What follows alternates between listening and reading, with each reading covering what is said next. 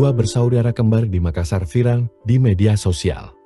Remaja bernama Muh Adli Pramana Ridwan dan Muh Aldi Pradana Ridwan menunjukkan etos kerja membantu usaha depot air minum milik sang ayah. Keduanya berhasil mengumpulkan uang koin saat bekerja membantu sang ayah. Uang koin yang ditabung selama beberapa waktu akhirnya cukup untuk membeli sebuah sepeda motor. Dalam video yang viral memperlihatkan pihak dealer motor menghitung uang receh dua bersaudara kembar tersebut.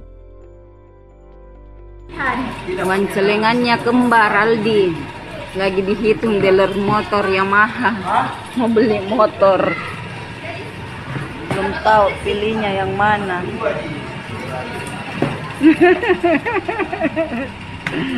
Kembar ini celengannya, satunya belum pulang sekolah. Aldi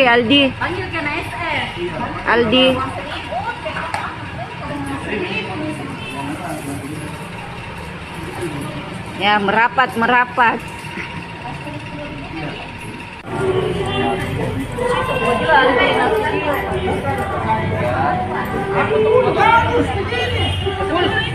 Itu 5.000 kan? Itu 5.000.